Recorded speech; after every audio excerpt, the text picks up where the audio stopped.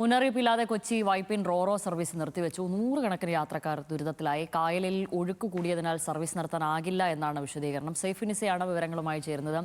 സെയ്ഫിനിസ, നൂറുകണക്കിന് യാത്രക്കാർക്കാണല്ലോ ഇത് ബുദ്ധിമുട്ടിലാക്കിയിരിക്കുന്നത് അവരെയൊക്കെ. അപ്പോൾ ഇതെന്താണ് ഒരു മുന്നറിയിപ്പ് നൽകാൻ നിലവിൽ അധികൃതർക്ക് ആകാതിരുന്നത്? അതിലെന്തെങ്കിലും വിശദീകരണമുണ്ടോ?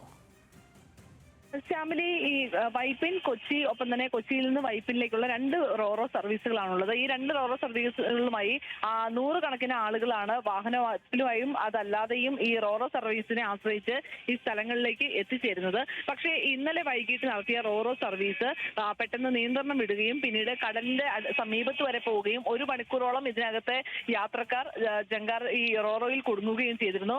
അവർ വലിയ രീതിയിൽ നിലവിളിക്കുകയും ഒക്കെ ചെയ്തു. പിന്നീടാണ് ഈ റോറോ കെട്ടിവലിച്ച് കരയിലേക്ക് കൊണ്ടുവന്നത്. ഈ തീരത്തേക്ക് ഉണ്ടാകുന്നവരെ സർവീസ് നടത്തേണ്ട എന്നിവർ തീരുമാനിക്കുകയായിരുന്നു.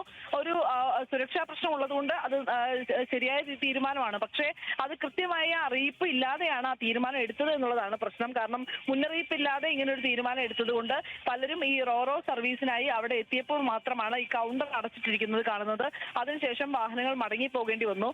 എറണാകുളത്ത് നിന്ന് വൈപ്പിനിലേക്ക് തന്നെ ഏകദേശം 5 കിലോമീറ്ററോളം ദൂരമുണ്ട്. ഈ 5 കിലോമീറ്ററോളം ദൂരം പോയ ശേഷമാണ് പലരും ഈ കൊച്ചിയിലേക്ക് പോകാൻ കഴിയില്ല എന്നറിഞ്ഞ് തിരിച്ച് വീണ്ടും ഈ ഹൈവേ വഴി തേവര പാലം വഴിയൊക്കെ പോകേണ്ട അവസ്ഥ വരുന്നത്. ഇത് മുന്നറിയിപ്പ് നേരത്തെ നൽകുകയായിരുന്നുവെങ്കിൽ ആളുകൾക്ക് ഈ രീതിയിൽ ബുദ്ധിമുട്ടേണ്ടി വരില്ലായിരുന്നു. എന്തായാലും നൂറുകണക്കിന് ആളുകളാണ് ഈ ഭാഗത്തൊക്കെ എത്തിയത്.